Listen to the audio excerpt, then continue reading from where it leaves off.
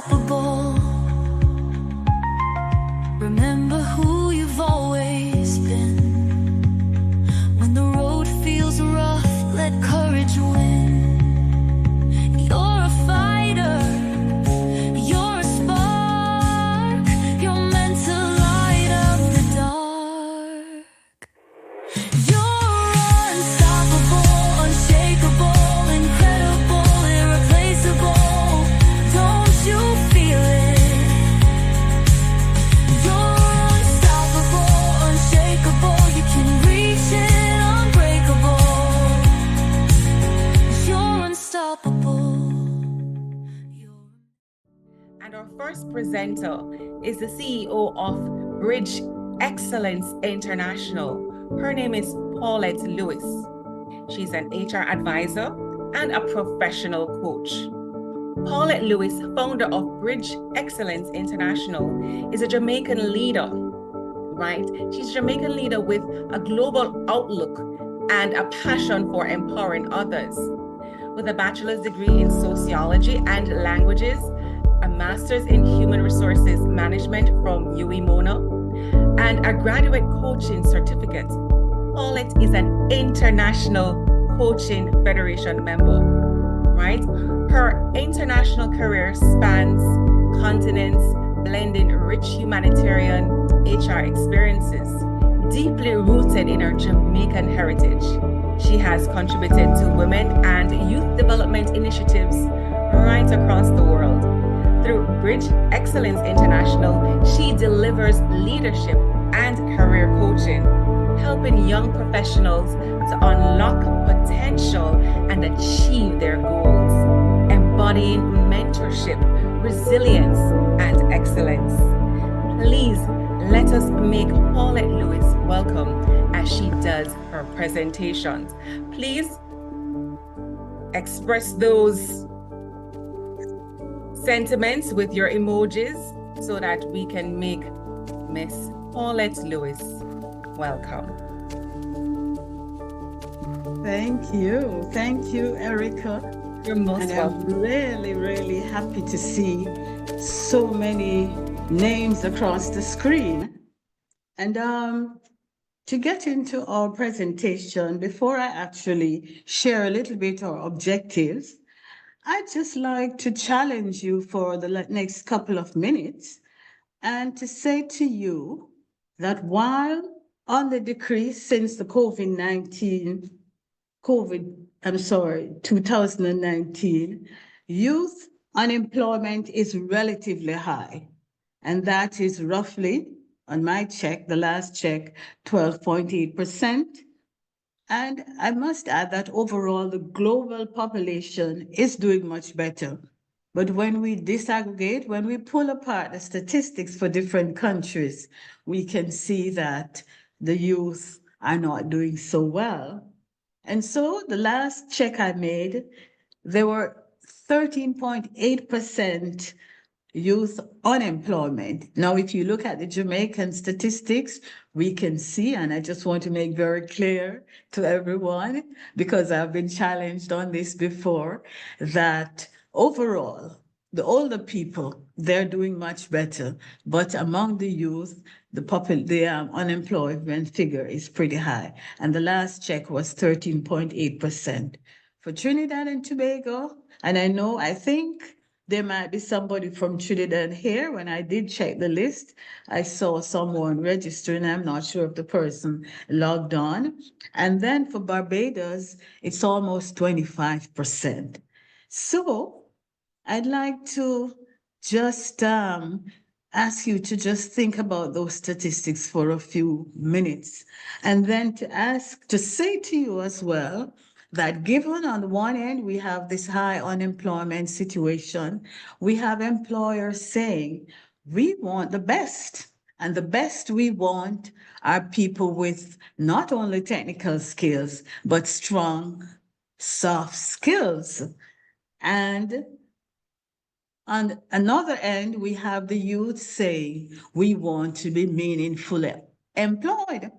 And so, having shared those three statements with you this morning, I would like to ask you for a couple of minutes, we won't be long, just to ask you to put in the chat what comes to mind? How do you feel when you listen to these statements? Are you ready to compete in the labor market that's described? High youth and unemployment, so we have a lot of people who are competing. And if you're ready, how ready are you? And if you're not ready, what are you going to do? So the first question that I'd like you to respond to in the chat, how did those statistics, how did those statements make you feel?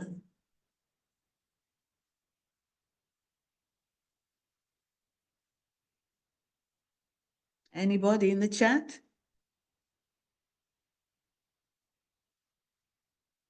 So you're okay with that, no problem. You're happy with those unemployment figures. They didn't make you feel anyway, and you're ready to compete. Are you?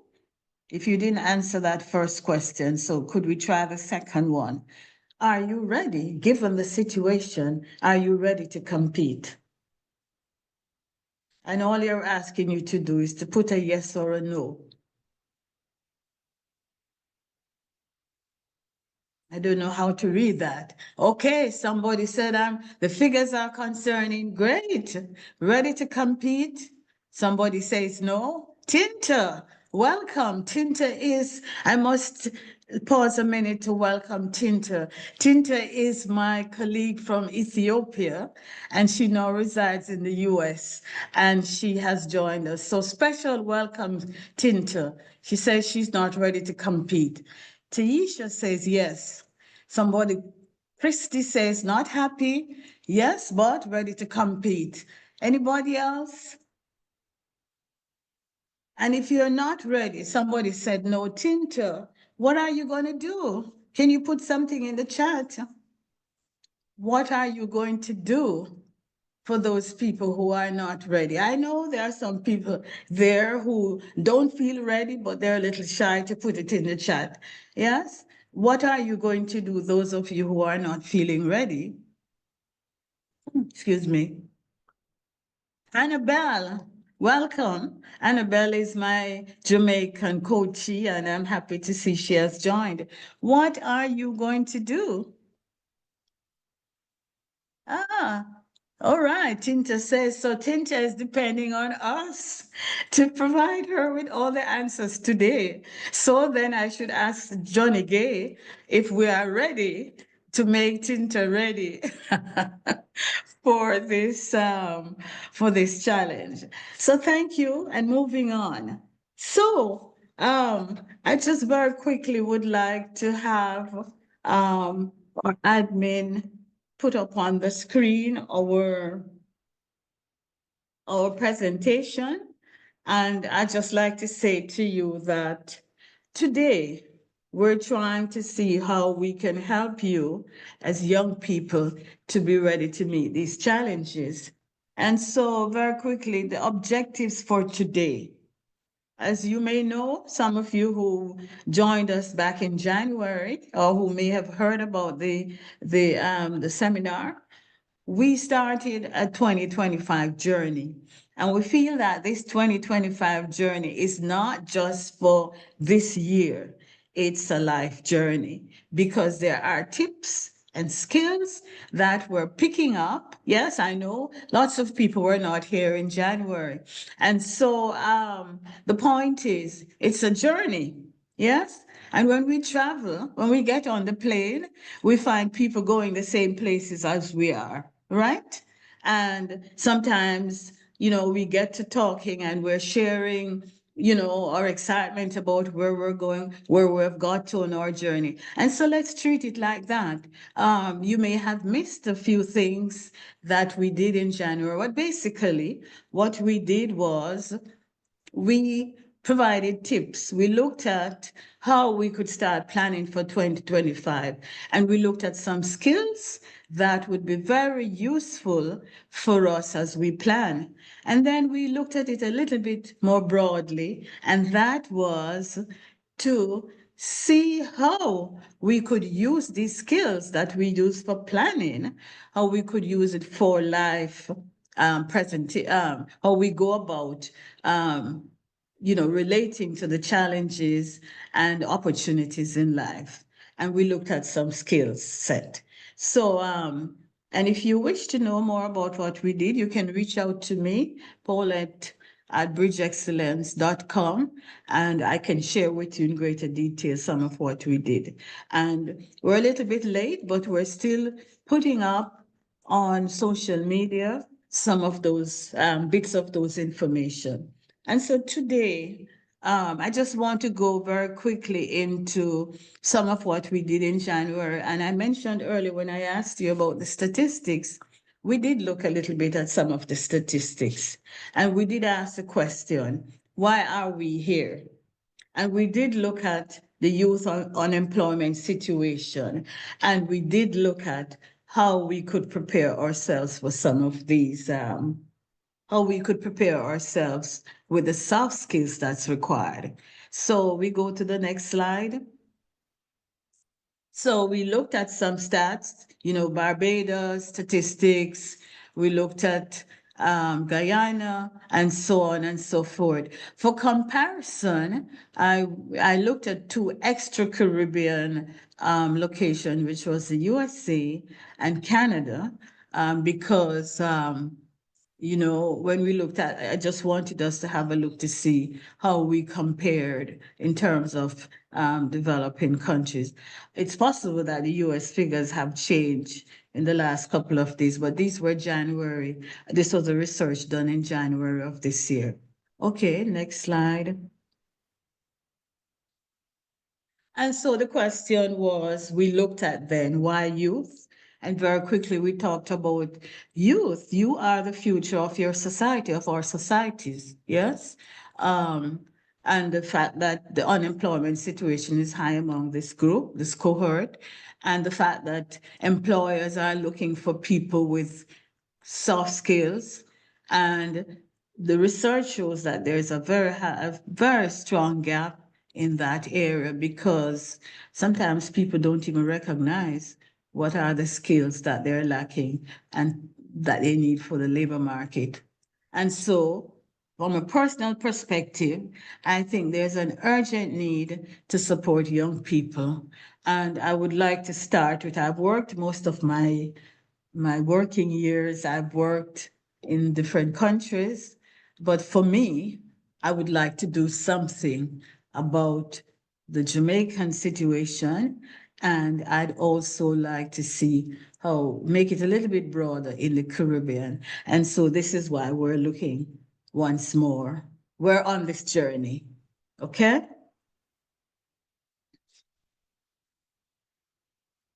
Right. So we have looked at that. So I want to ask you, what soft skills do you think you need to thrive in the labor market? And if you need, we could just quickly have a definition of a soft skills. What skills do you think as young people, and perhaps we go back to Tinta, who was very brave to say she's not ready. What skills do you think you need, Tinta? Soft skills. And anybody else can answer. If somebody wants to give a definition of what soft skills are, at least we could be on the same wavelength. What are the soft skills you think? What are soft skills? Anyone? Can you give an example of a soft skill? Okay, great. Taisha says time management. Great. Anybody wants to plug at the definition? What? Yes, communication skills, great. We have some bright people here today. Problem solving skills, initiative on tasks and projects, good. Anybody wants to try a definition of what is soft skills? When we talk about the time management and the communication and the problem solving, what are we getting at? Networking, great. What are we getting at there?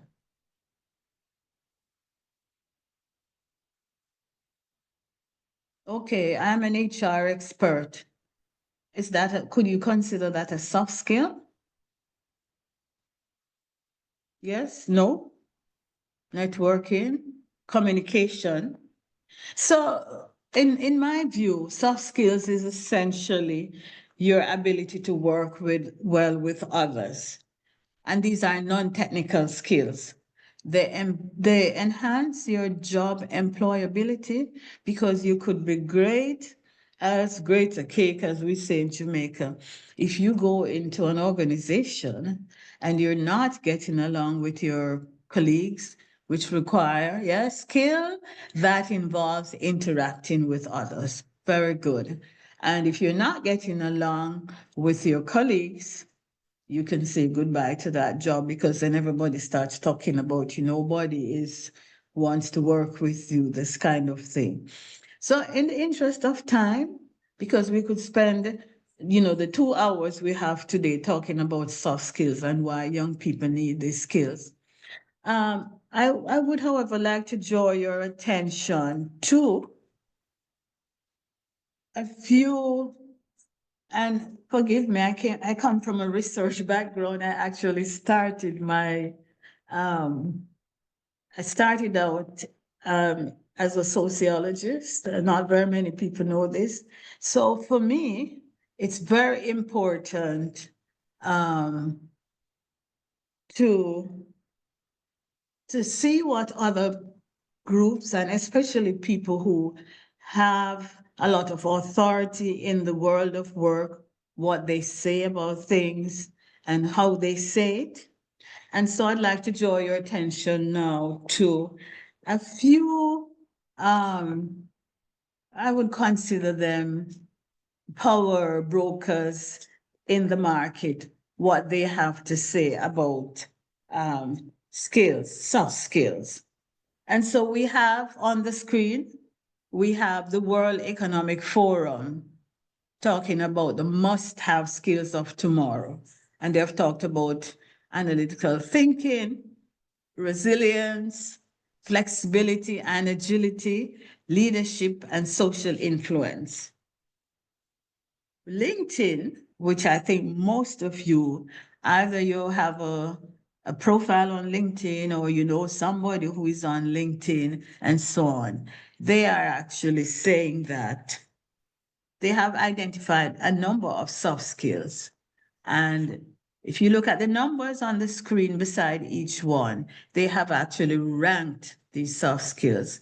They've talked about conflict management, adaptability, innovation, thinking, public speaking, solution-based selling, those of you who are in marketing, customer engagement and support, and they've ranked at number 8, and stakeholder management 9.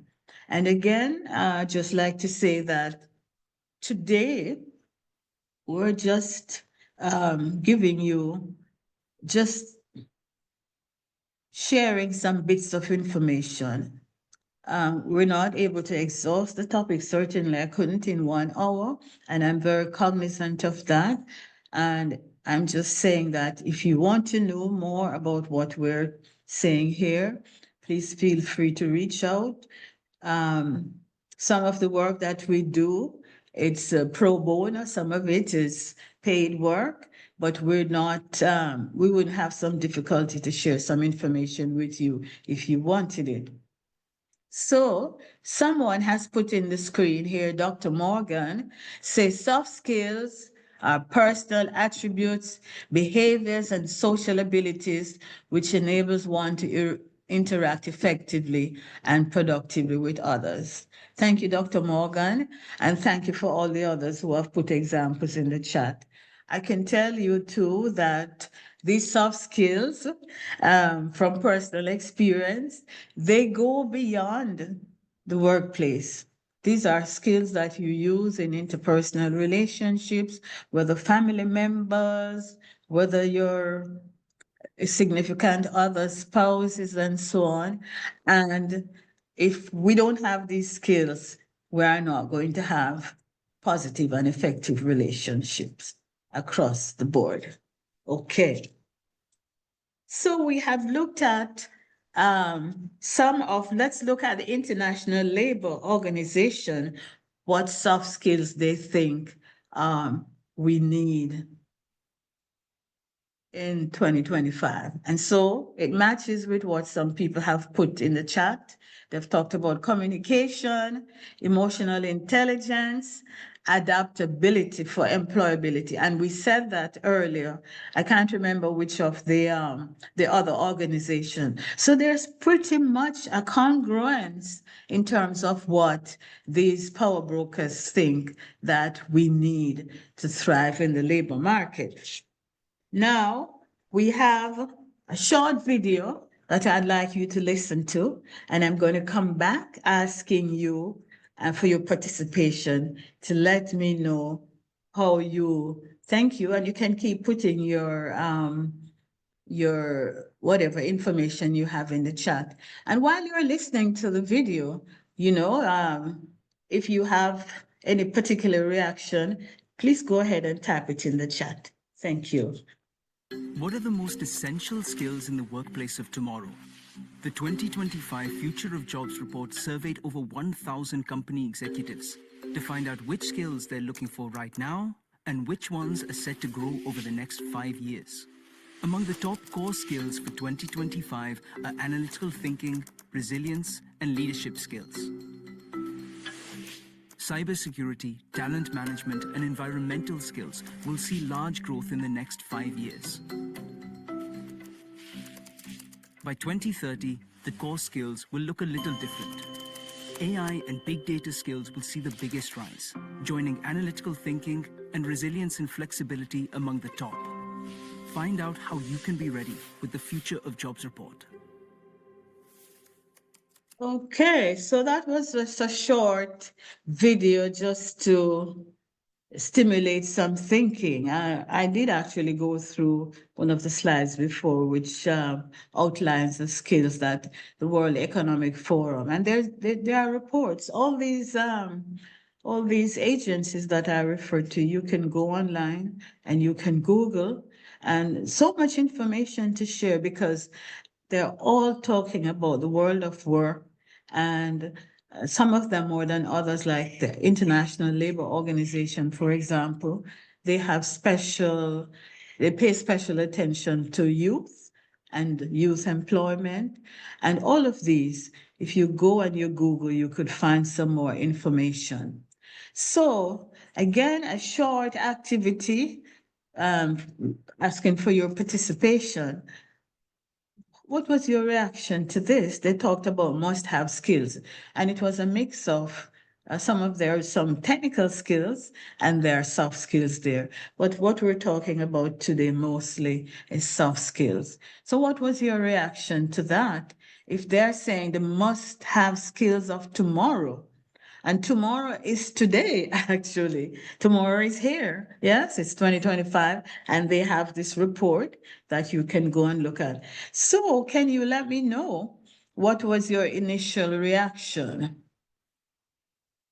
Does that make you feel more prepared, less prepared, not interested? What was your reaction? Somebody says AI is critical. You have to be tech savvy. Right, but how does that make you feel? The tech savvy, it's a technical area, right? But what about, AI is pretty technical too, but of course it's there, we have had an earlier seminar in 2024 where we looked at how AI is going to affect the use of soft skills, because more and more your technical skills are going to be taken over by AI. And so what are you going to be left with? You have to use and develop your soft skills. So somebody says, RT, I hope you pronounced your name correctly. You said exciting. Anybody else excited about it? Are you afraid? Less prepared. I would have to work on developing these skills. Great. Yes. And so the question would be, how much time are you going to invest in making yourself prepared. Any other comment before we move on?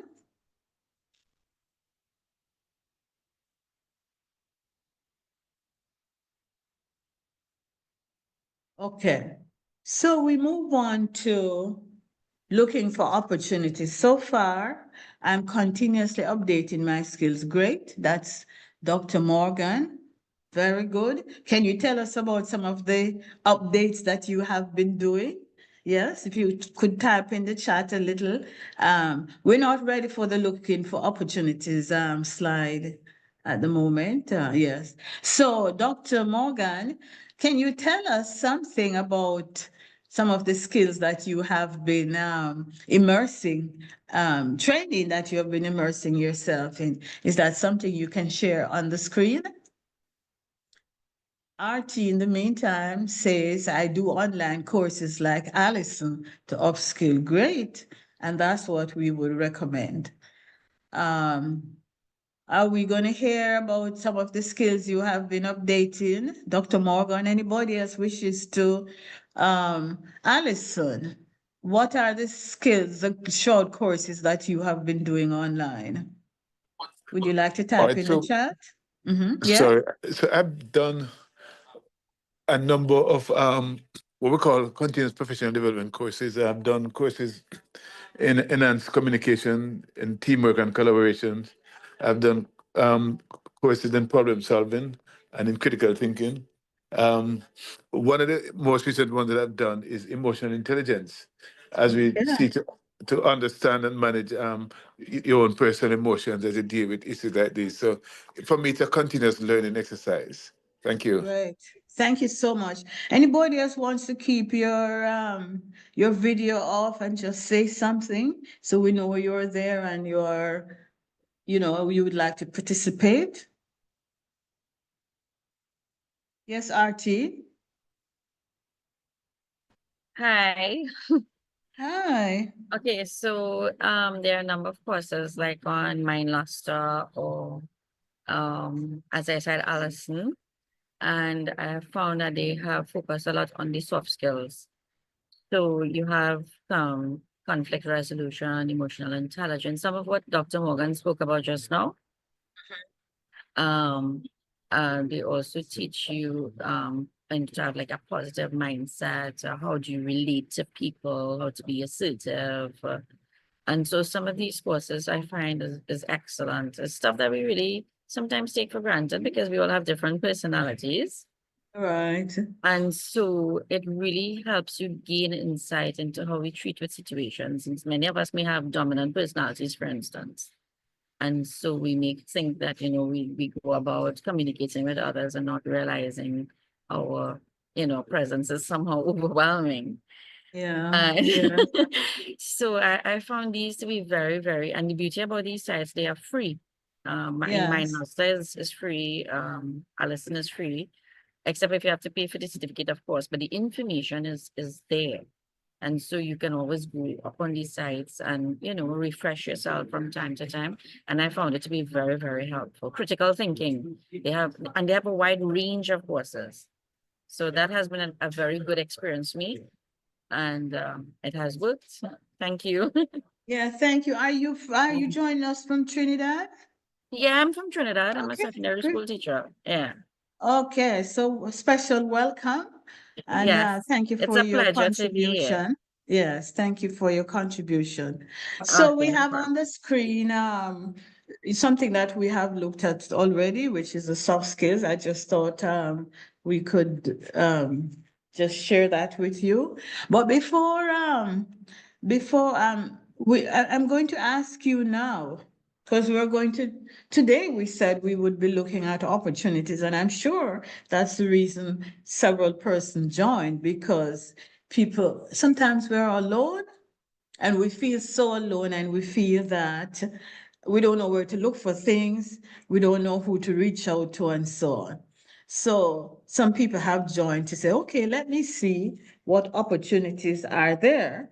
And so I would like to ask you, are there special questions that you ask selves if you're looking for opportunities? what are some questions you would ask? And you don't have to type in the chat. You don't have to put your video on. You could just say something so we could also move along very quickly. You just use your audio and tell us what are some of the questions that you would ask yourselves if you decide, okay, I don't have the soft skills. We just had RT telling us some things and Dr. Morgan, some courses that they do. So I don't have the soft skills. I could go online and do some courses. But what are some critical questions you could ask yourselves? Anyone? Um, Ms. Lewis, I would say time, because we talked about flexibility. And so that is one of the things that you would have to consider. Do you have the sufficient time? Can you manage and that proper work-life balance this year? Very good. Thank you so much. Any other question before we put up the ones that I have on the screen? I'd ask what are my weaknesses and what are the skills I think would help me become the professional that I want to be. Very good. Anybody else? I would want to understand what I'm good at. It sounds very simple, but Great. sometimes we don't necessarily, do that audit. So understand what can I do? And Great. also Mhm. what are the areas that I would like to develop? So perhaps I don't necessarily have the skills, but you do have places who are willing to teach or train their employees. So what can I do and what area do I want to develop? Very good. I could have handed over this presentation to all of you there. Anybody else? Okay, so let's put up what I came up with on the screen. Looking for opportunities. And I just thought some general questions to ask yourself. What are the opportunities to look for? Where can I look?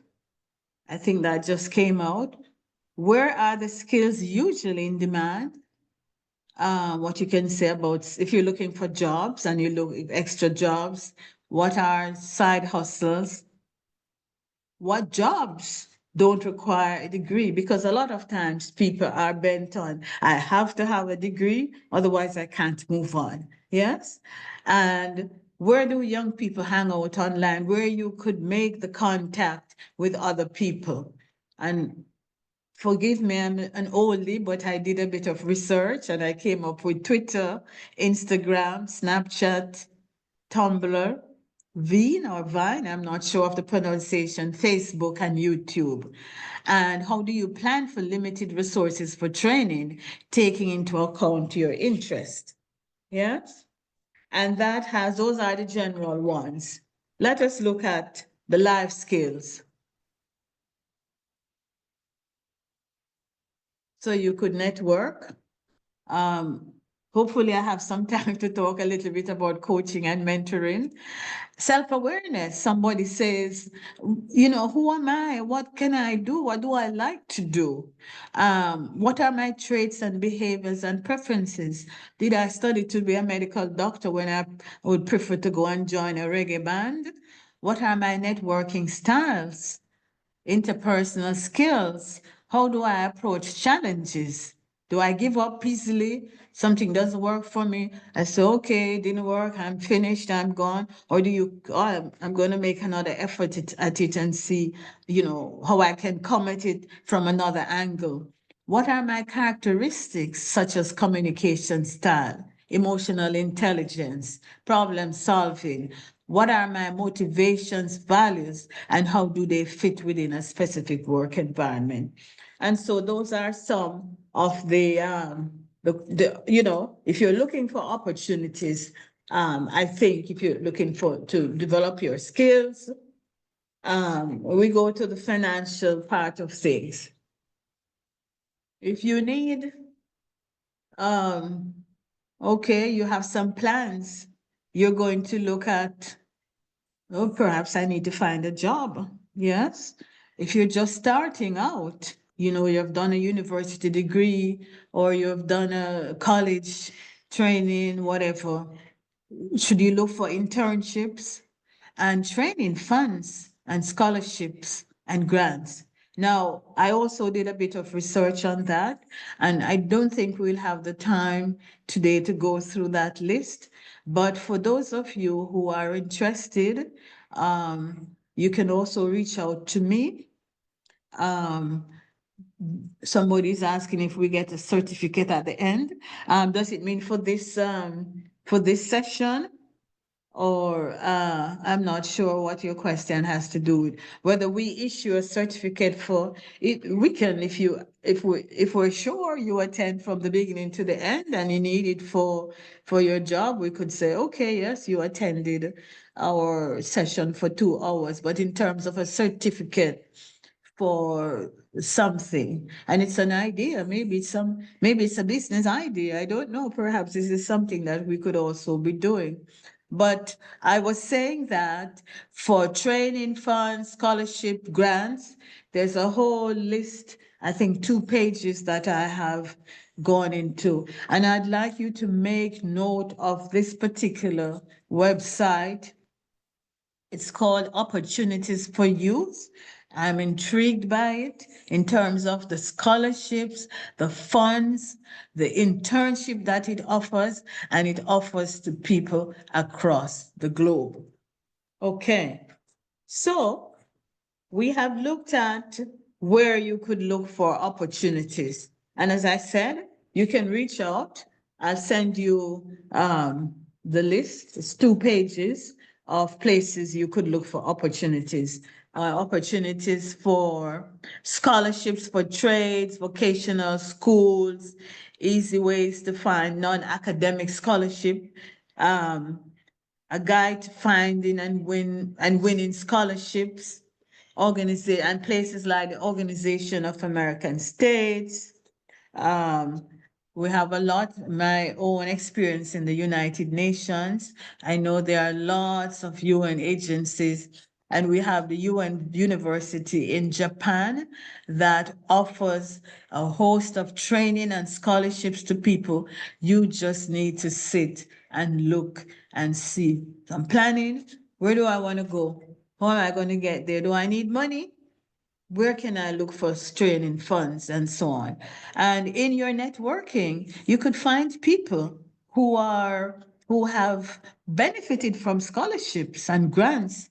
And you ask them, what did you do? How did you do it? And sometimes it's not as formidable as it may appear when you're there thinking, where do I want to go? So very quickly, I would like us to move on. I should ask, is there any questions so far? Okay, so we're still looking at the opportunities. And so for employment, and some of it is including training, I'd like to promote, we have Miss Joni-Gaye Cawley, who is going to do the second half of the presentation today. She is an HR consultant and trainer, and she manages JCHR Consultancy. Johnny, she just put her picture up. You can see her, and she's going to be doing some training later. And she offers whatever she's going to do with us today, she offers those opportunities. She can tell you more how you can brand yourself and so on. Perhaps she could even tell you where you could look for other opportunities. I have here HGS Jamaica. You could use universities. One of my coaching clients, we talked about going to the university, the department that you actually studied, because sometimes they have people calling in, I need somebody for this job, that job. So you could also connect with the university.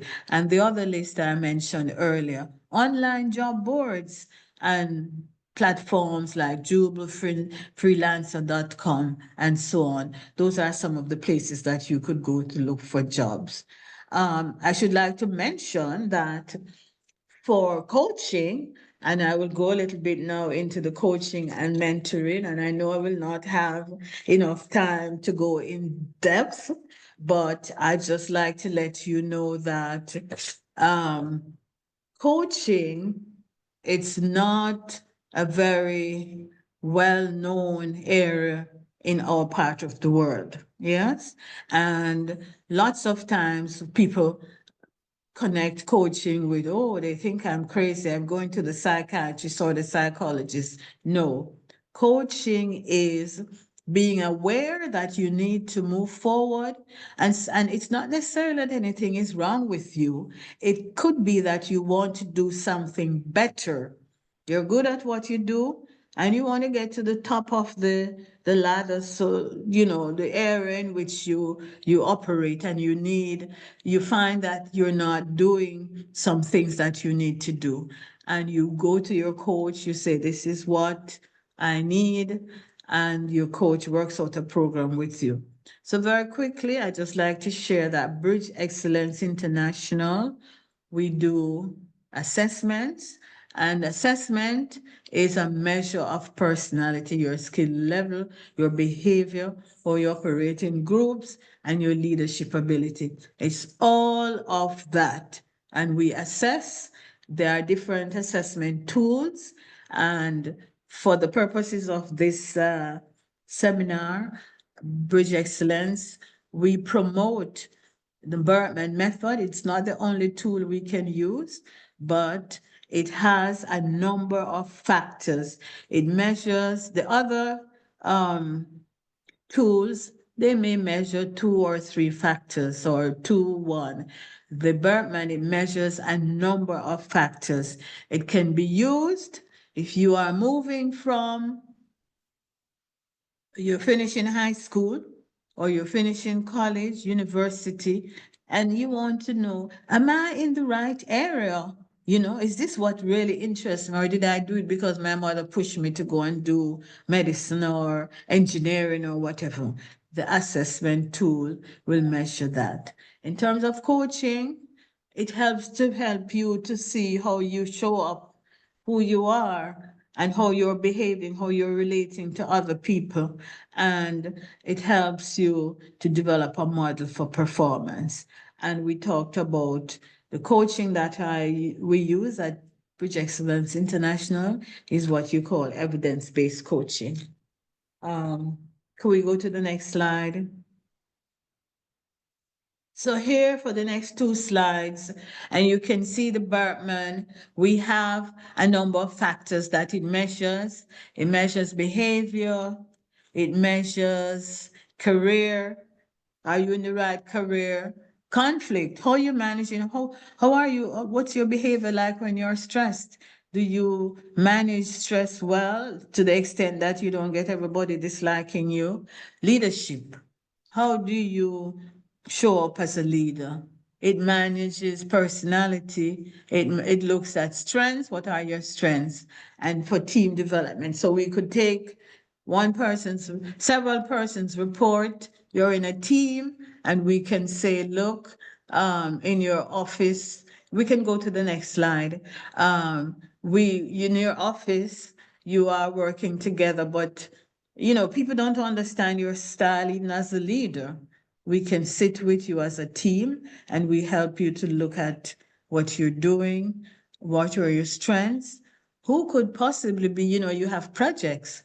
Who could be your leader for that project? It doesn't have to be the head of the unit, because depending on the project, you might need certain skills, somebody who can take the thing and run very quickly with it, while your leader has to take it and, look at it 100 times. But your project requires quick action. So we can look at all of those things with you. If you can see here on this slide, the Myers-Briggs, it measures only personality. Next slide. Right. So for the evidence-based coaching that we do, for the benefit of everybody who is on, because I think we have only maybe 2 persons who may have seen this before in our presentation. So the evidence-based coaching that we practice in Bridge Excellence is it's supported on four main pillars. We look at the theories, we look at the core coaching skills, the client, and the coach's use of self.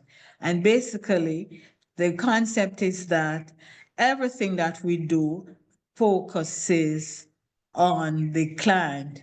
What do you want to do on the long term for the next month, the next 3 months? What's the challenge? What is it you want to do better at? And you sign an agreement with your coach. And then in each session, you're going to decide, what am I talking about? What do I want to deal with today? And the question that's going to be posed to you is, why do you want to do that today? And it pulls up what is it you intend to benefit from at the end of the session? What do you intend to do, having raised the issue or having raised that plan for where you want to go? What's the accountability? Who's going to be your accountability partner? Is it your husband? Is it your wife? Is it your girlfriend who sits next to you at the office? And so on. And we talk about theories. So a coach has to be professionally trained. And because the coach has to recognize what is it you're working at and what are the various theories to pull to support what you want to do. So very quickly, that is our evidence-based coaching practice. Now, I'd just like to move to the next slide, which is it tells a little bit about the Berkman itself, the Berkman method, which I have talked about. Can I ask anybody, could you type in the chat or just quickly open your audio and tell us, what have you worked with personality assessments before? Has anybody asked you to complete a tool that tells you how you show up, your behaviors, what your interests, and so on are? No? Anybody heard of the Berkman method before? So somebody said yes. Christy, tell us, which tool did you work with?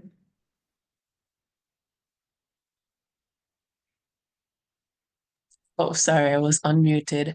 I don't remember the name of it. I remember my results. Yes. My personality was an architect. Okay. But that was the only tool I remember using. Okay. So are you an architect? Based on the summary, yes, it was pretty accurate. Right. Okay. And based on what the attributes that were shown to you on the report, did they resonate with you, or did you find it strange, unusual? How did you respond to that? I thought they were very insightful. It gave me more insight into what I liked and what my weaknesses were, and accepting those. And it also showed me different paths and careers and activities that lined up with my personality, which was very Okay. helpful. Right. And so were you able to use those reports to move into what you really think you should be doing and how you should be behaving and so on? Yes, it's forced me to do a bit more personal development and reading. So while I haven't gone exactly into where I want to be, it has pushed me into that direction. Okay, good. Right. So I just have a short video. The people who are keeping time, I'm not sure. I'm not getting any feedback from. Can you tell me how my time is?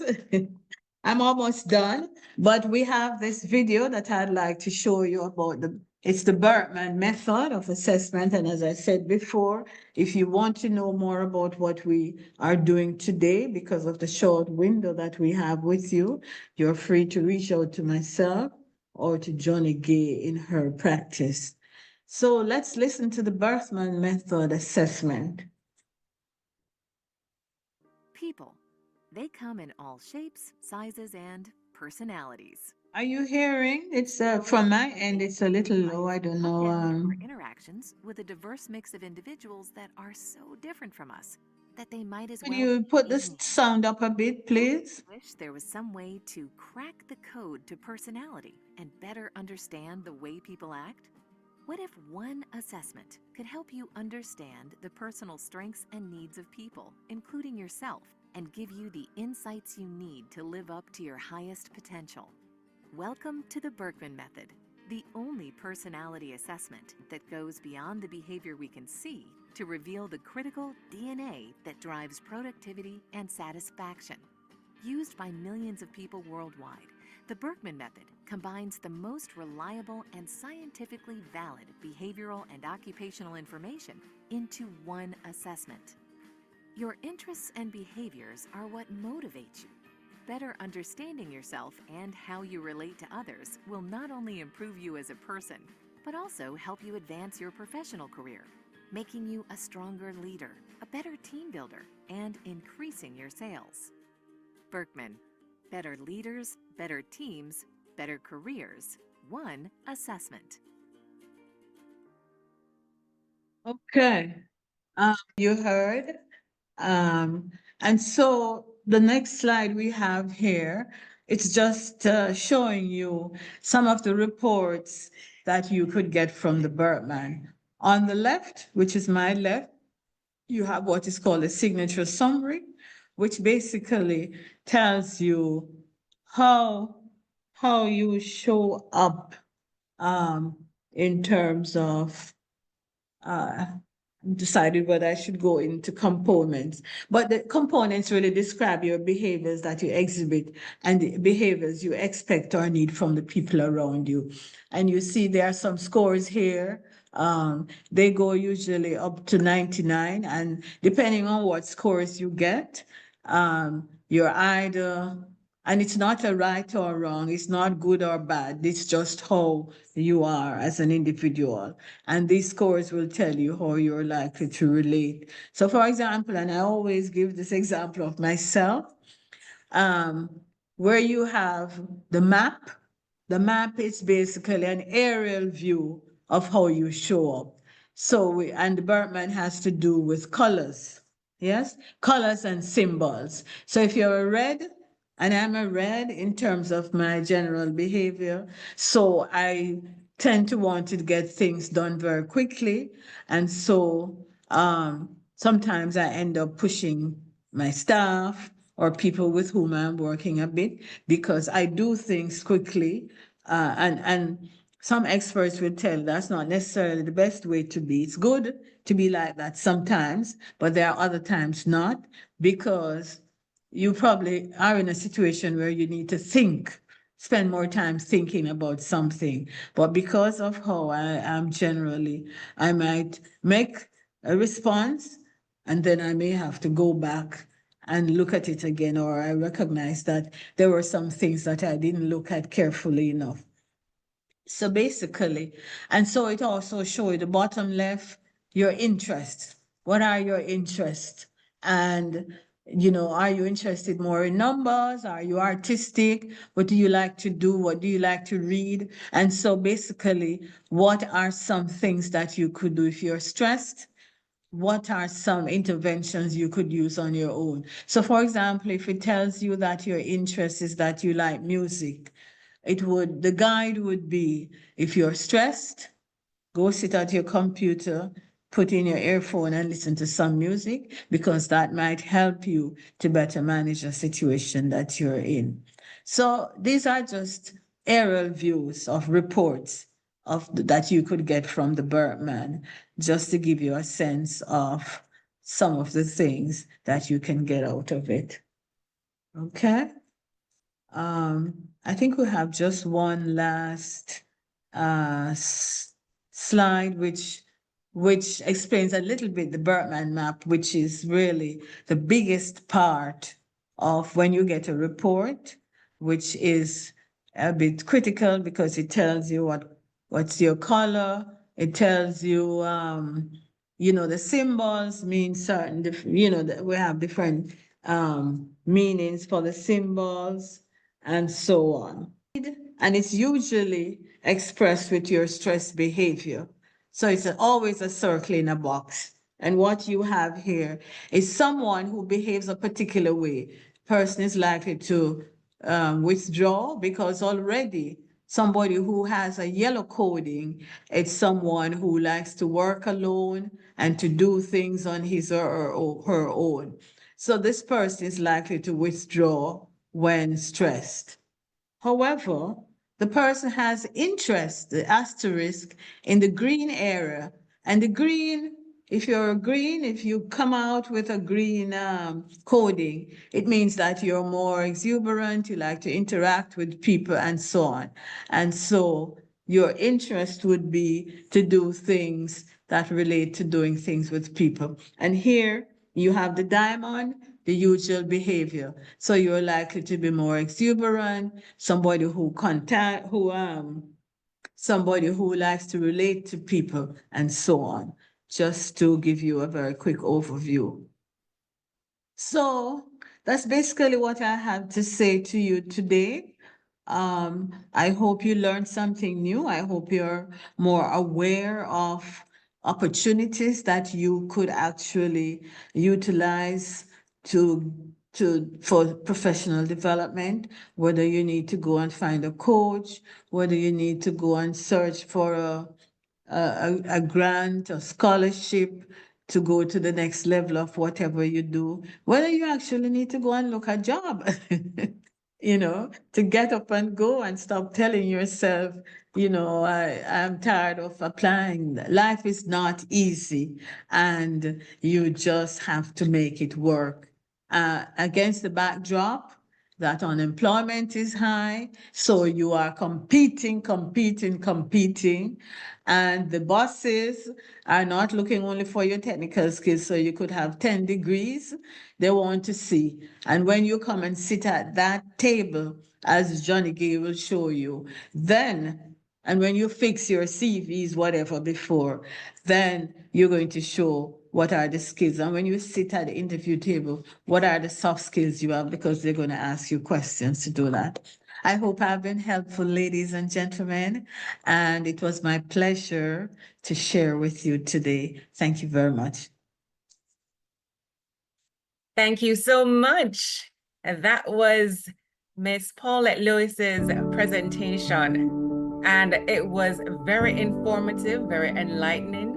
And I hope that you would have garnered enough information that you are able to apply it on your journey.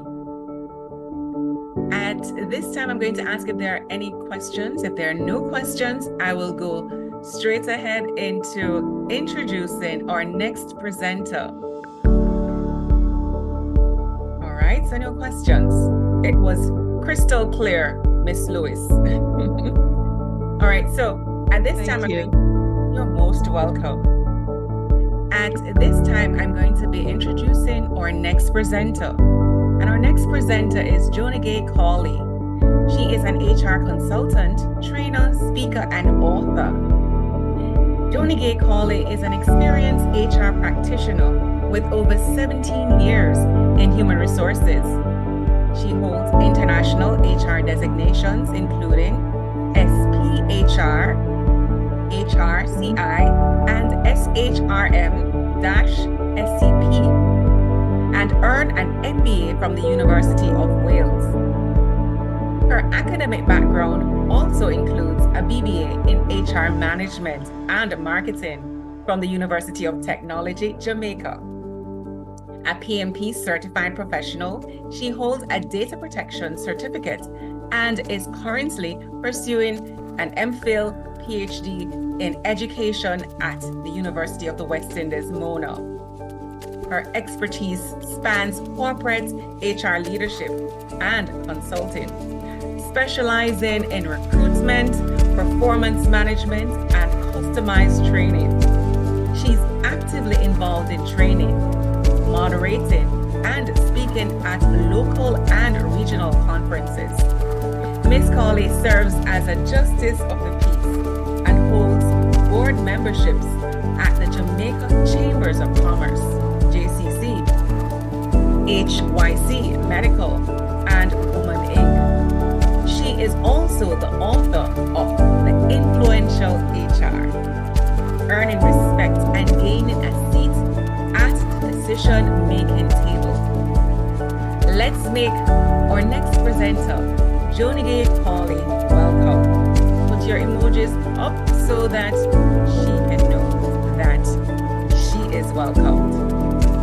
Thank you so much, Erica, and thank you for the clap, Carrie. Hey, and I see Tinta clapping as well. I can't see the others, but thank you so much for the welcome. I am happy to be here with you, sharing, and I'm going to share my screen. I'm sharing what I'm passionate about. This is what I do. Share with you my tips and tricks and what I look for in candidates, what companies ask me to look for, and you will ace your interviews and your resume and cover letter as of today. Also personal branding. All right, so who is ready? Who is ready to hear all of that now? Let's have a thumbs up, or let's see. Who is ready? Anybody ready? Anybody ready to hear all of that? All right, not yet. Okay, all right. So we have some people who are ready. That's excellent. All right. Job seeker success blueprint. A blueprint is something that you follow. If you're an architect, you follow it and you build the building to precision, right? This is your blueprint I'm giving to you now. Mastering applications and interviews. Further on, we're going to do the personal branding section. At the end of this session, you should be able to create your resume that stands out and impresses recruiters like me. You should be able to go into any interview with confidence, know how to research and target the jobs you want and apply for those jobs, and practice approaches that work in today's market. Earlier, I heard about TikTok, and I advertise jobs on TikTok for clients.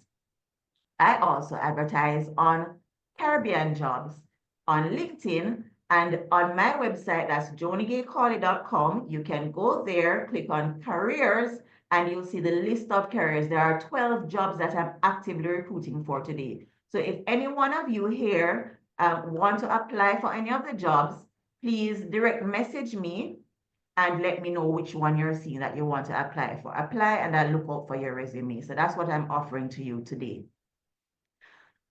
When you look on job advertisements, wherever you see them, you're going to see the title of the job, the responsibilities, required qualifications, and a little snippet that will tell you what kind of culture it is. You'll see that the place is a dynamic environment. What does that mean? That word always comes up. You'll see that you might be required to work long hours. You say, you might be able to work, you might be required to work on shifts, on weekends, or fast-paced environment. It tells you something about the organization.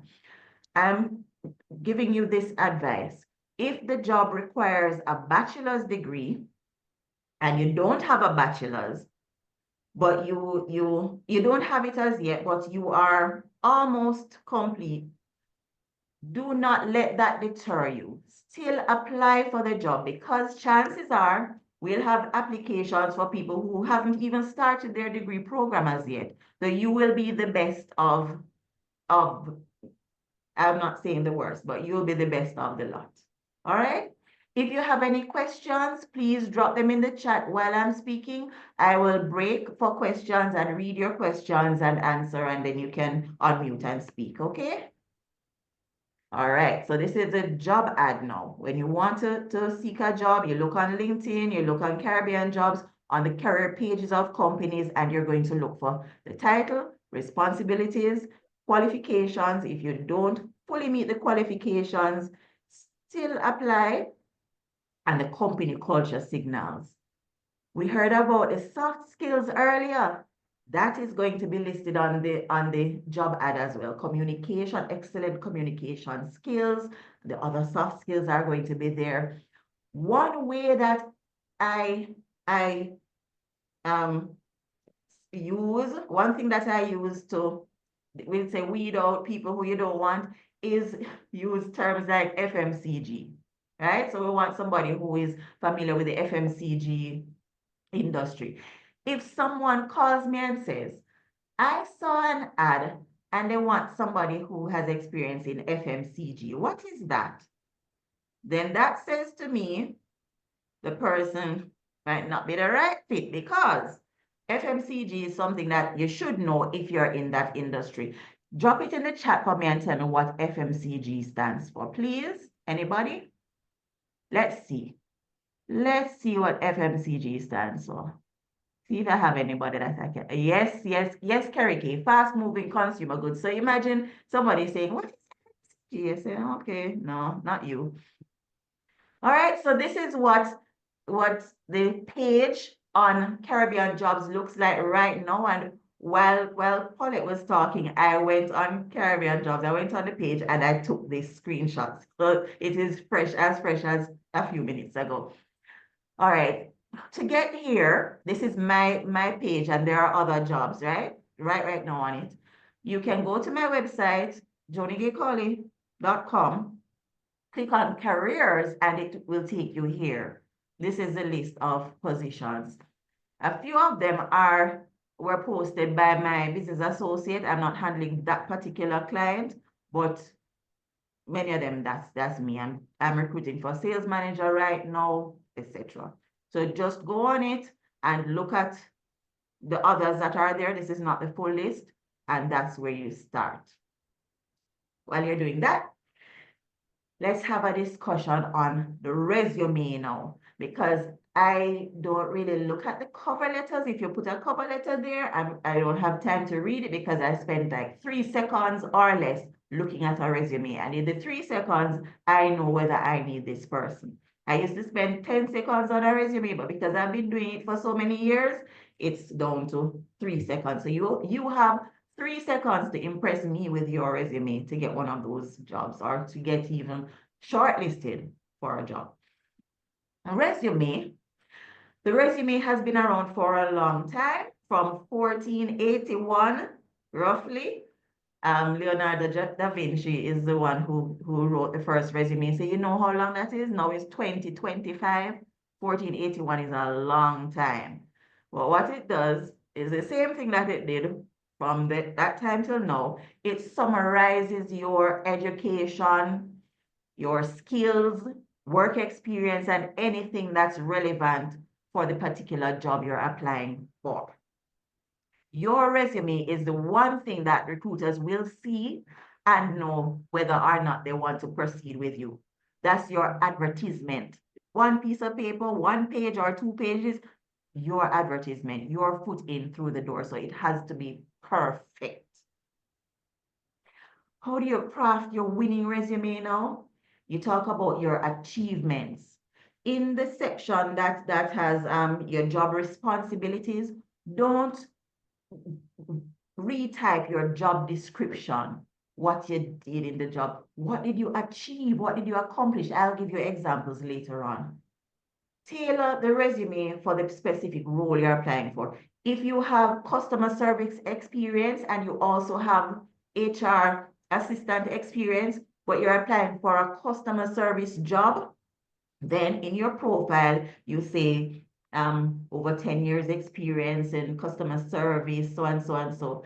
HR is important, yes, in your life, but right now, what you're going to focus on, what you're going to put out there is that you are this customer service person that we need. Relevant work history has to be there. And capabilities, also your professional header and overview. Let me dive deeper into that. Where do you get resume templates? You can use Canva. You can use Microsoft Word. You just open like you're opening a new document and you look for templates, resumes and cover letters, and you will see a screen with layouts like this. Many more are there, but Word, Canva, those have the templates that you need. One word of wisdom regarding the picture: professional resumes don't have your photo on them. The photo will serve as a way of eliminating you before the recruiter even meets you. Because some people's photo is not professionally done. They have red hair and strange eye colors, eyelashes out there and bleaching, right? It's once the recruiter sees it, they say, no, not this one. Okay, so please stay away from the photo. There's a space for the photo, but you don't have to put anything in that space if you decide to use this layout. All right, good. Your resume. If you have your resume with you, and I ask that you take your resume to this session, I hope you have it with you. Just look at it for me and we're going to go through step by step. Your name should be at the top or at the side, depending on the layout that you choose, but your name should be prominent. Please spell your name correctly, because I had a resume and the person had an extra letter in the last name that wasn't supposed to be there, right? The person really spelled their name incorrectly. Please spell your name correctly. Your residential address, it does not have to be your exact lot number 1531 so-and-so street. If you don't want somebody to come to your gate or your house to find you, then you can just say the general area. I have no issues with having my address there, but the general area, Kingston or Montego Bay, Jamaica. This is important because I recruit for companies that are all over. I'm recruiting for a company in Mandeville or more than one company in Mandeville. If I see that you have a Manchester address, then fine, I'm going to shortlist you quickly. Your telephone number, please put the area code, because Jamaica has another area code now, right? Something like 658, and there's the 876, the original 876. Put that and your number. It's important that your phone number is on your resume, because I have seen resumes without phone number and the resume is good and I want this person and I can't contact them by phone. Fortunately, the email address was there and I decided to take the time to email, but please, phone number is important. Your email address should be a professional email address, not some of those unprofessional ones that I'm seeing, right? Description of body parts at so and so. If your first name dot your last name is fine, or your first name and your last name at Gmail. I say Gmail because if you use Yahoo or Hotmail, it will put you in a certain age bracket. I do have Yahoo and Hotmail too, because I'm from that era, but it will just immediately say to recruiters, okay, this person might be over 40 or, right? Your professional profile, I'll tell you what that is soon. Look and make sure that you have something that's saying professional profile or professional summary. Don't use an objective, because the objective is usually vague, like to attain the highest level in my field. What does that say? It doesn't say much. It doesn't say who you are, what your experience has been. Your work experience should be there. Start with the most recent first. And then you go back to the job that you had before. Don't go back further with details more than 15 years. That's a long time. If you have jobs that you've done 20 years ago or so, you can list the position, the place you worked, probably the year, but don't go in details with your job duties and so, unless it is relevant to this position. If this position needs a technician, an electrical engineer or something, and you did that job but years ago, then you can use it. You can say what you accomplished as a technician however many years ago. But if not, just say early work experience or early career experience or something like that, and you list the job title, where you worked, and the year if necessary. Sometimes when you list the year, it's so long ago, like 1992, that recruiters will say, okay, 1992 minus 2025. Okay, that means the person is such and such, could be more than so and so years old. All right, I'm telling you all of the tips and the tricks, the things that we look for. If you have awards, clubs and societies that you belong to, the Rotary Club, Kiwanis Club, you are president or immediate past president, or you can list it on your resume. And references available upon request. We used to say list 3 references or so, but now with the Data Protection Act, it's not advisable for you to be listing people's names and where they work, a job title, email address, a phone number, because you could have very influential people as your references, and whoever is looking at the resume wants to get in touch with that person for other reasons and might just use the information. All right, let me pause here for a second and see if we have any questions in the chat before I go on. All right. Okay, no questions in the chat. All right. This is what my resume looked like a few days ago. I'm always changing something on it. Carrie Ann, go ahead. Welcome, Carrie Ann. Go ahead with your question. Cawley, how are you? Hi, everybody. On the last note that you mentioned about your reference, I want to know if the name is okay, just the name is okay to be on the resume? Why put the name and not go any further? No, Yeah. because if I want your references, I'm going to ask you. I'm going to send you an email to say, we are considering you for the position of so and so. The recruitment process includes reference checks. Please provide me with the names, email addresses, positions, phone numbers of 3 references who are able to tell me about your work ethic. And then you can tell me everything you want to tell me, right? So references available upon request is okay to be on the resume. Leave that, yes. Leave it there, yes. Let it stay as that. Put it All on the right. resume. Thank you so much. I'm saying so because of my data protection background as well. Thank you. All right. So the heading of my resume is this. I've changed it so many times, and now it has strategic HR consultant, trainer and author. All right. Kingston, Jamaica is there.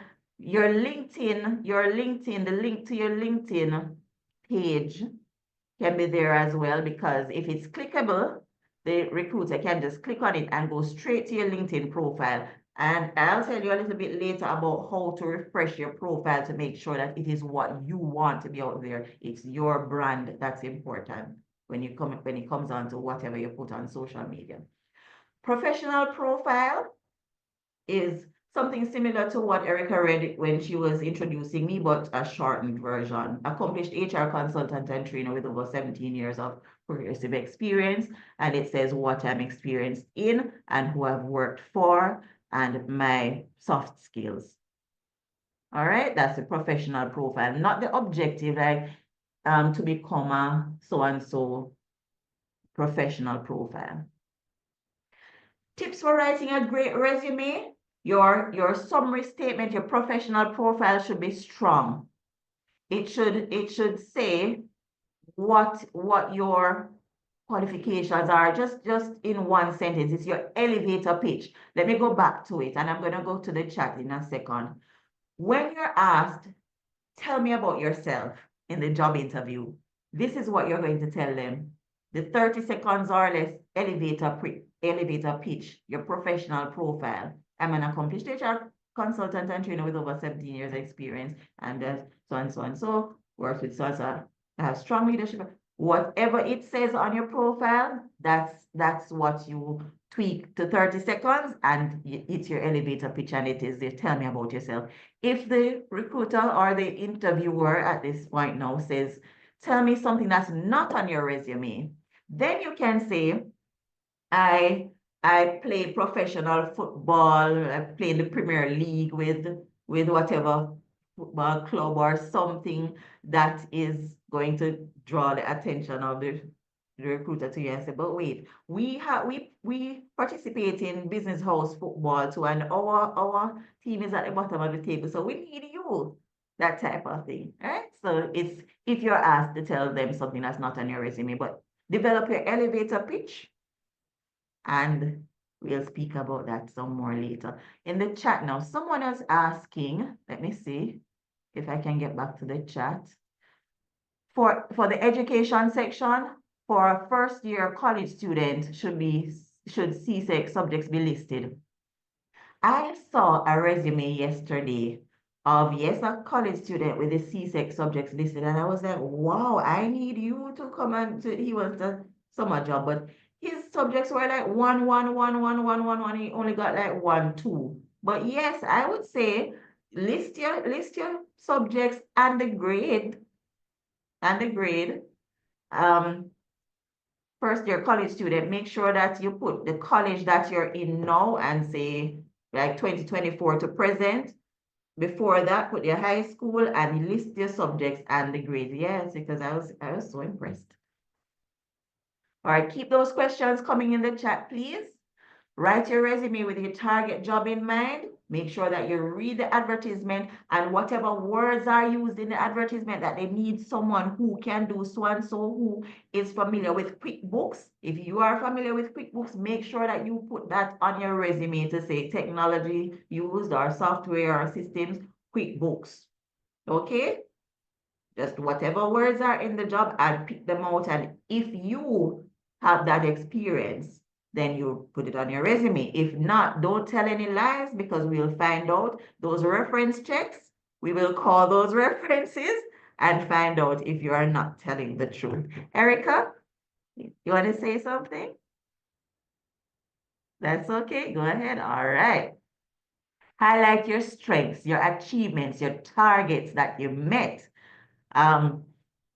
Also, if you're in a job right now, list the position when you started and say to present. If you started December 2024 to present. If you just started like 1 month ago and you're still looking for a job, then the question would be, why do you want to leave your current job? Please prepare an answer and do not badmouth your former employer or wherever you're working now. Keep your resume short enough. If you just finished high school or university, your resume doesn't need to be 4, 5, 6 pages. 1 page is fine, 2 pages quite fine. For senior roles though, I do not expect to see 1 page. If it's a production manager, I expect to see 2, 3, 4 pages. I do not want to see 9 pages. I'm not going to read 9 pages. Unless it is for the president of a university, then I expect to see 14 pages if they put the publications there. Use the correct font size. There is one person who keeps applying and the font size is so small, but because I'm used to his resume from the font size was bigger, because I know it, I just overlook it, but I think I need to call him and say, don't blind me, right? So use the font size 12 or Calibri 11, big enough.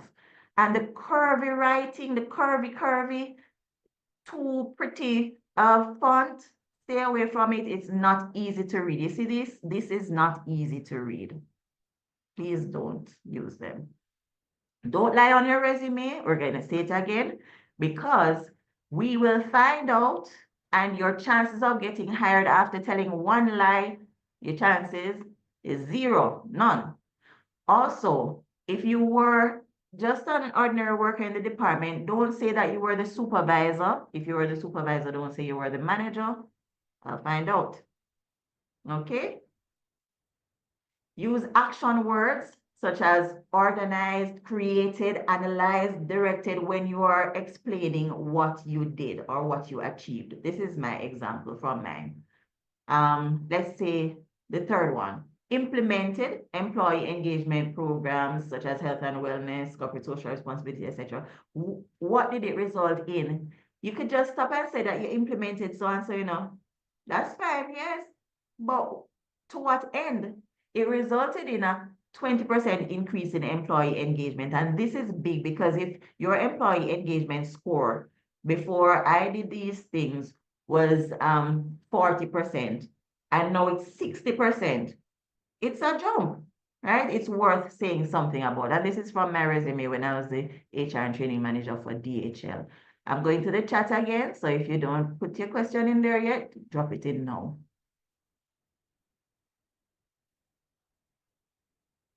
I'm coming from a BPO background as an agent. However, I have the opportunity, or business administration level 5. Yeah, okay. What approach do I take to get an intern position? I don't know of any internships for HR, really. What you can do is apply for any position that's called HR assistant, HR administrator, HR administrative assistant, any position like that. That's how you enter the HR field. So you enter by applying for the entry. My first job in HR, I had my degree, but I was working as telephone operator receptionist. I applied for the HR administrator job, HR admin. That's how I got in.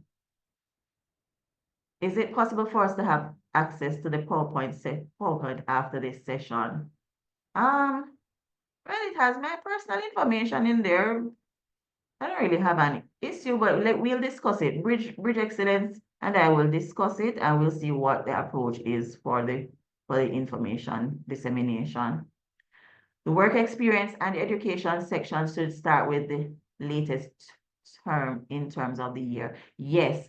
So work experience, what you're doing right now, the job you're in right now, and then after that, the one that you had before, and then after that, the one that you had before. So you start with the current first. I've seen resumes that start with the first one way up, and it's a position that we're not interested in. But when I scroll down, I see that the person is in a position now, which is similar to the one I'm recruiting for. Suppose I didn't patiently scroll down, then I wouldn't see that. All right, so please, your most recent first. All right, she said, thank you. Keep those questions coming. Keep those questions coming. In the absence of metrics, numbers, statistics for results, achievements, what can we do? Almost everything can be measured, If it's even an office attendant, empty the garbage 3 times daily to ensure a clean environment, a clean working environment. Tell me something that you want to turn into a measurable activity. Okay, thank you for reading that one. The challenge I'm having is in previous roles or positions, I wasn't necessarily taking great note of specific achievements or specific results.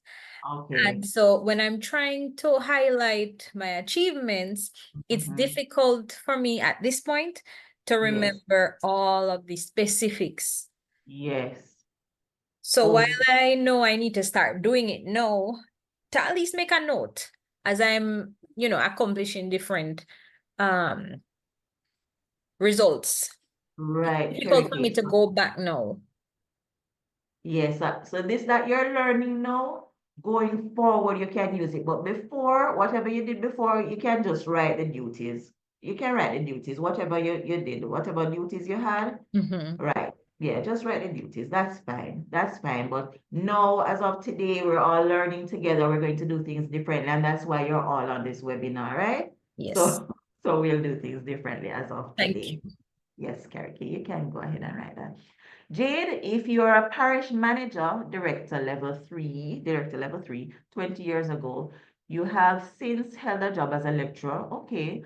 What level finance should you now apply for? And you are now 55. Okay.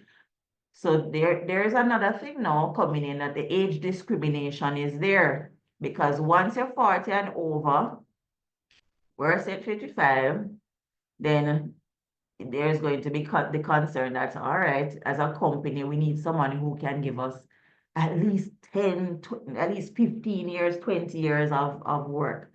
All right, so this is now, what level should you apply for?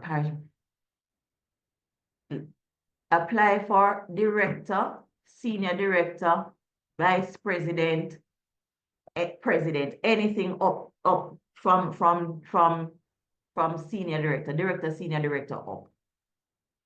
Yes, so that's what you apply for because of the years of experience and I suppose the education.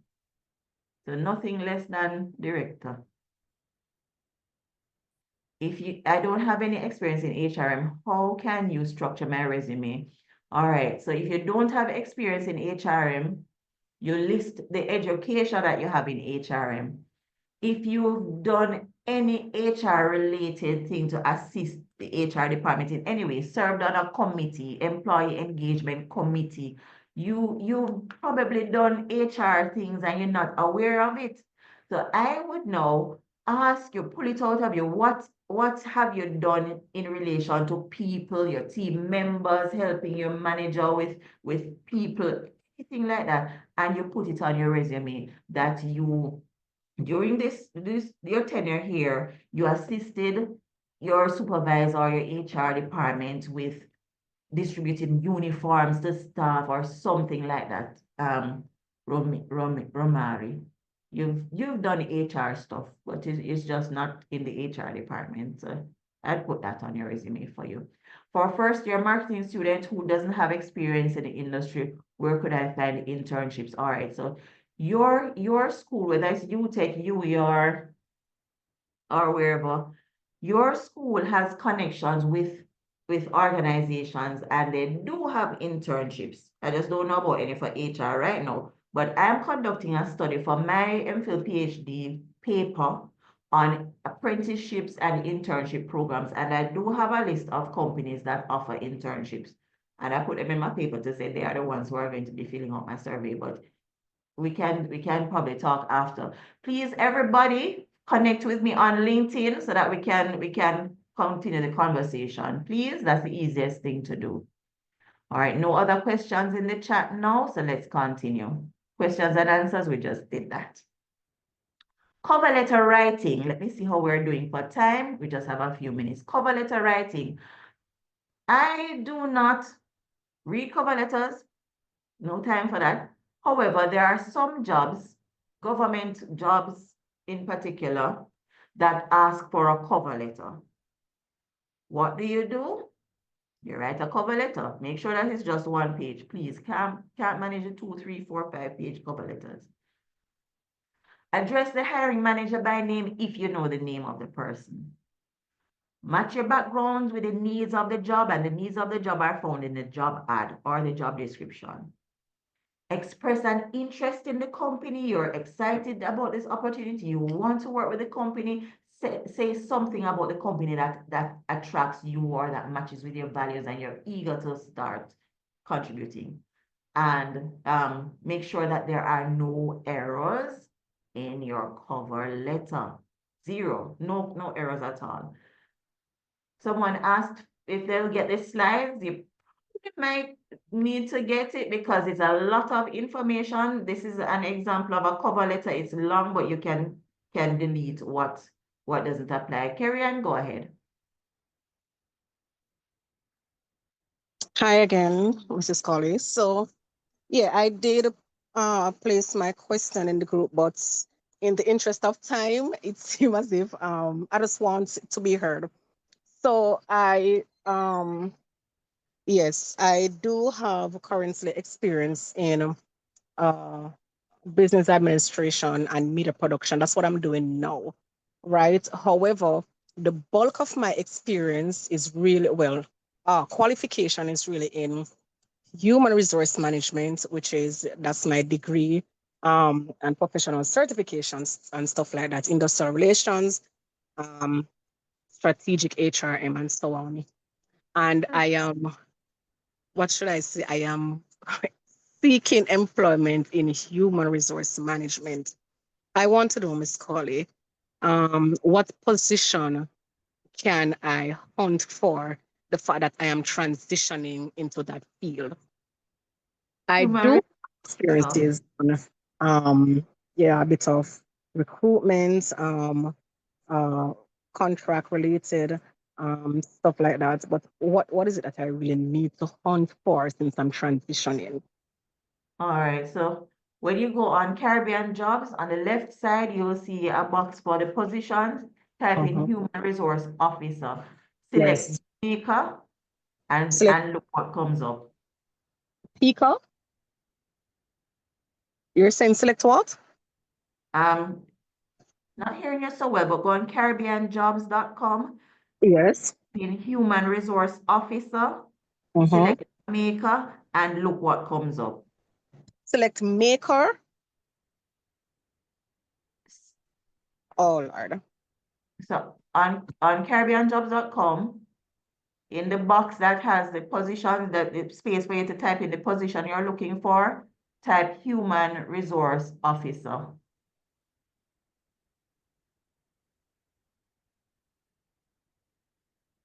You got it, Carrie Ann?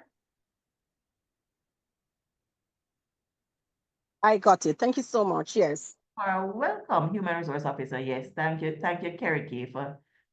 Thank you, Carrie Kay. How do we find you on LinkedIn? Type in my name, Joni-Gaye space Cawley. Type it in, please. Send a connection request. I'll see it as soon as I finish talking and accept. So everybody on the call, please, that's your homework. It's one of your homework. All right.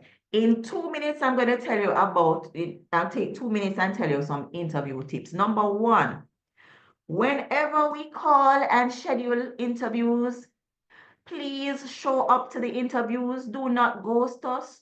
If you're not interested, just say so, because I've had the experience. I'm on the interview waiting and say, okay, the person is not joining yet. Let me call. I call and I say, yes, Miss Cawley, I'm just having technical difficulties. I'm going to join right now. 5 minutes later, I can't see the person come. I'm calling. Nobody. Disappear into thin air. Please don't do that. Show up for the interviews. Respond to emails in a timely manner. Do not wear crushed up clothes, even if it's a virtual interview. No crushed clothes, please. Right? And your background, try to blur it or go somewhere that has a plain wall. Don't be outside walking around when you're on the interview, even if you're at work and it's your lunchtime, go somewhere quiet and sit. And if you're using the phone, put it on something, put it on a book, put it on a table, put it somewhere that it doesn't keep going like this when you're on the virtual interview. For face-to-face interviews, show up. Come to the interview. Don't ghost people. All right? We have the STAR method for answering interview questions. I think we'll have to have a part B with this, and handling tough questions, but I want to jump to personal branding quickly. Please go on Google right now, type in your name and see what comes up, because whatever comes up is what the recruiters are going to be seeing when they're Googling your name.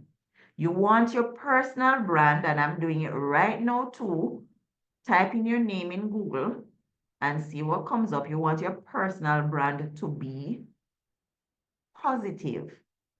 All right, so while you do that, I'm going to tell you why it's important. And do it from time to time, because things will come up under your name and you don't know that they're there. A personal brand is the unique combination of skills and experiences that make you who you are. It is how you present yourself to the world. Effective personal branding will differentiate you from the competition and allow you to build trust with prospective employers. That's why it's important to look what's online about you, and anything that's there that's not positive, clean it up, please. Okay? Make sure that you delete any picture that is questionable. All right, so just my final words for you.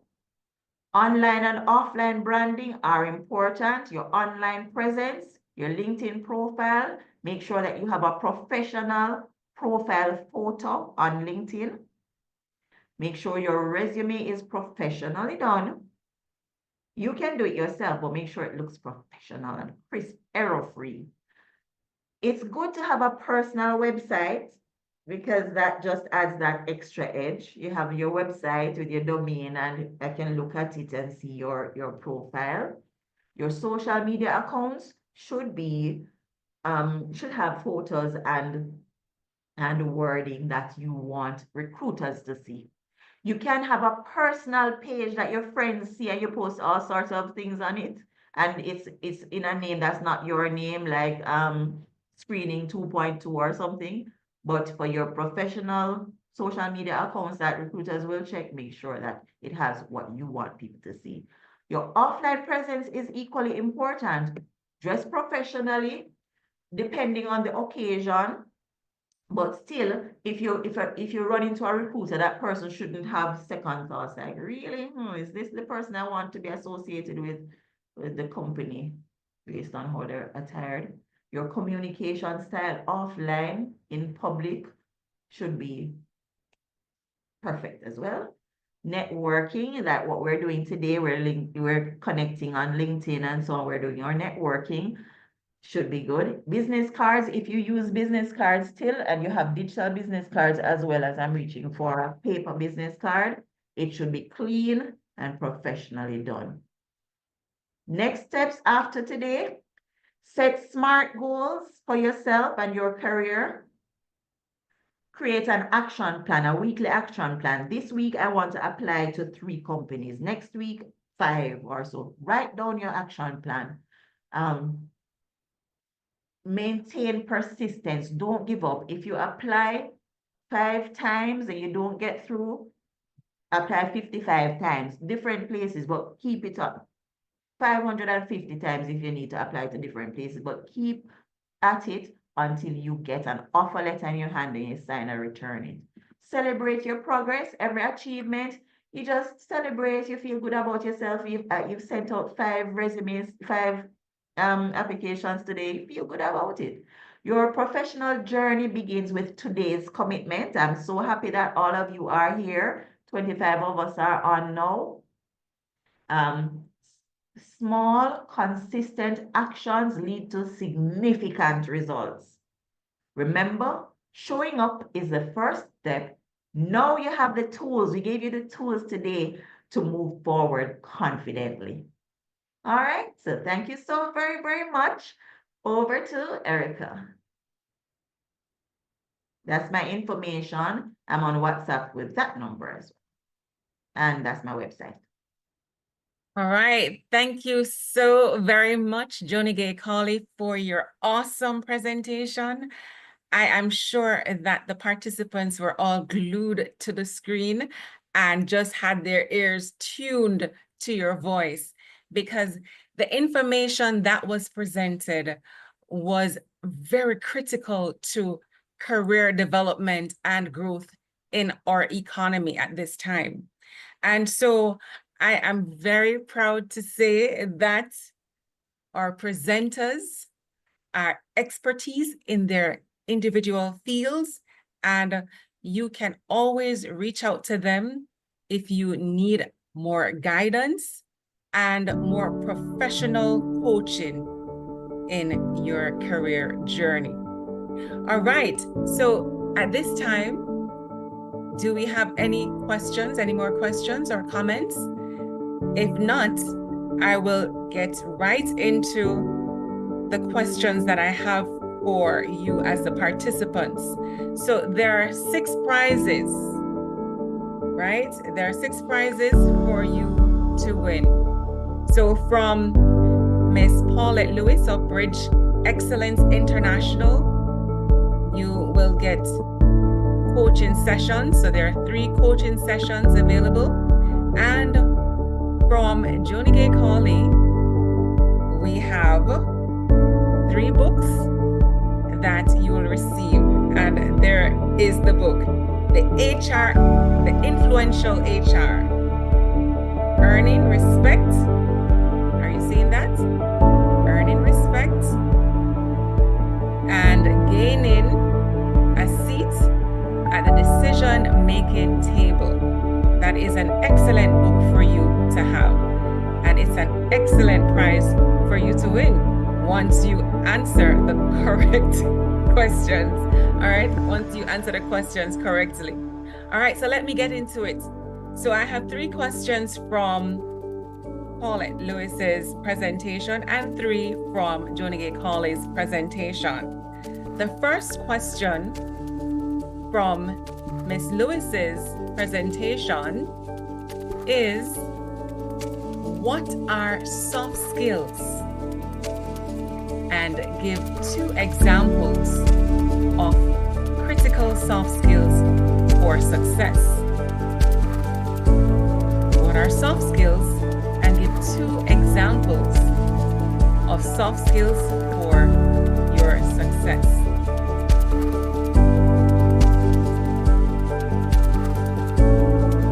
All right, we have Carrie K. Leon. Go ahead, Carrie K. Thank you. I'm nervous. Okay. I am using the definition from Miss Lewis, and it's the ability to work with others through increasing your employability. I'm not sure I worded it correctly. And you are our first winner. So you will be getting the coaching session from Miss Paulette Lewis. So that's our first winner. Congratulations, Carrie K. Leon. Thank You you. are our first winner, and you have an excellent prize to get that coaching session from Miss Paulette Lewis. Awesome. You see, it's very important that you make bold steps. So the next question. The next question is, what percentage of companies emphasize the importance of human capabilities? Let me say that again. What percentage of companies emphasize the importance of human capabilities? And if you're paying attention, you would get this one. Who is our winner? I would like to try. Jade Coswell. Is that Jade? No, that's LN 101 International Noble Johnson. Okay, go ahead. Is it 100%? I wasn't in the thing, but all companies should take HR seriously. I'm sorry to say that is not the correct answer.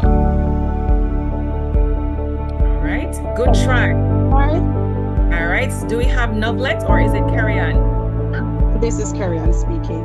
Carrie-Ann, go ahead. Going to take a try. Say 60 to 80%. No, that is not correct. It was clearly stated on Paulette Lewis's presentation. One more try. Anyone else?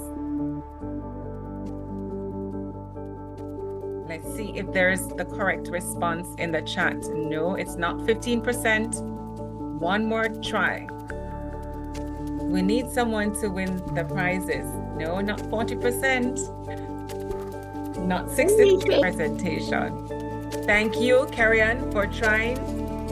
All right, you are a winner. You are our second winner of the professional coaching with Paulette Lewis of Bridge Excellence International. Our third and final question from Miss Lewis's presentation is, right, drum roll. Where can you go to get opportunities for employment? Where can you go to get opportunities for employment? Give me 2 places. Where can you go to get opportunities for employment? Recruiters agency, HR agency. Okay, Novlet says recruitment agencies, HR agencies. And online resources. Online resource. I see Dr.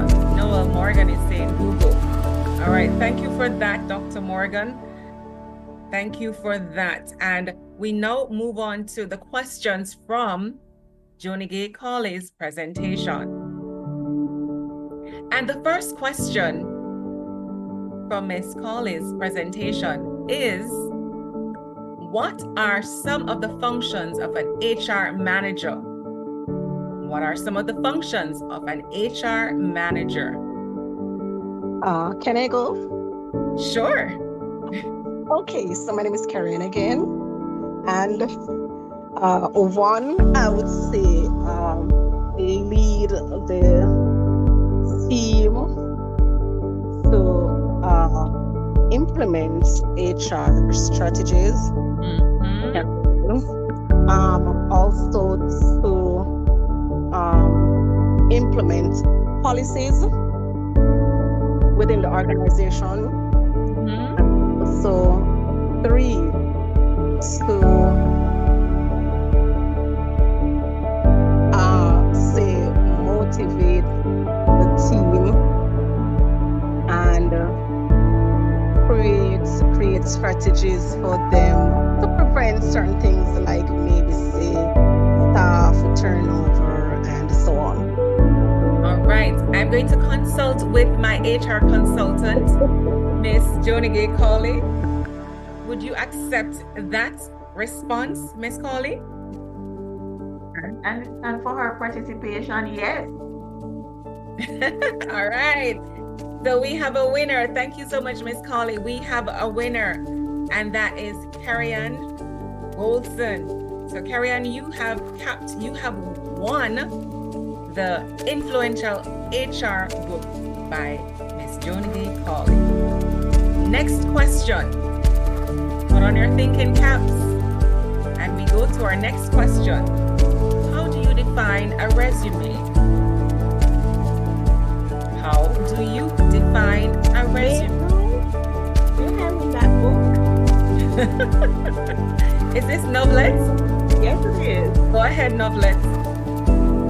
A resume is your statement to the recruiter, mainly of your professional summary. Your influential HR. Congratulations.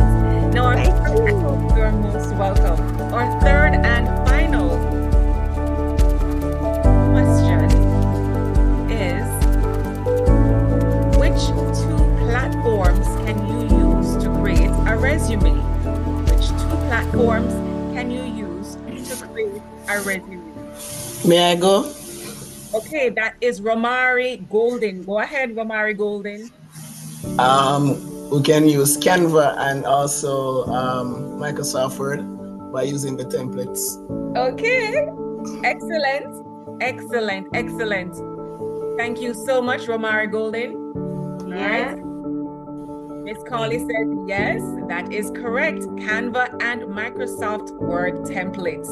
Those are the 2 templates or platforms that you can use to create your professional resume. Thank you so much for participating in this segment. Congratulations, you are all winners. You are all winners for showing up on this platform today for our youth empowerment seminar. All right, so at this time, I will be going into my closing remarks. Miss Paulette? Sorry, Carrie-Ann has got 2 of the 3 coaching sessions. Do we have a question to allow at least one more person to try it for another coaching session? Yeah. Okay, sure, definitely. All right. So the next question is, what is coaching and where can you get professional coaching in Jamaica? What is coaching and where can you get professional coaching in Jamaica?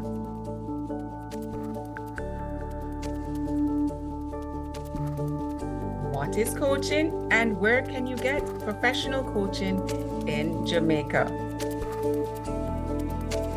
Anyone? I won one already. All right, so we're good. We're winning for someone else. Yes. coaching is really professional guidance and advice and support in your journey. In this case, it will be your job search success. Okay. In your jobs. Okay. And where can we get professional coaching in Jamaica? Professional coaching are given by professional various fields in career, at career placement centers, and by experts in HR. All right. So we have coaches online right now. So yeah, I could tell. Can you name one of those? Oh yes, Mrs. Lewis. All right. And Excellent. also Mrs. Cawley in her own right too. Yes, excellent. Those were the responses I was looking for. All right. Thank you so much. So who will get this prize? All right. Do you want me to? Yes, please choose, seeing that you are the person with the correct response.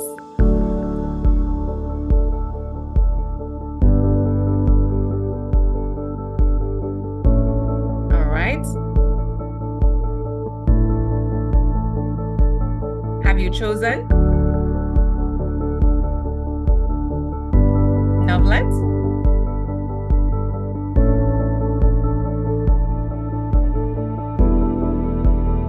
So, yes, we have one of the participants. Yes, I said Alex Allen. Alex Allen. So, Alex Allen, you have won yourself a professional coaching session with Miss Paulette Lewis of Bridge Excellence International. Consider yourself blessed. All right, thanks again, Novlet Johnson, for your participation and for your kindness. At this time, I will be closing out.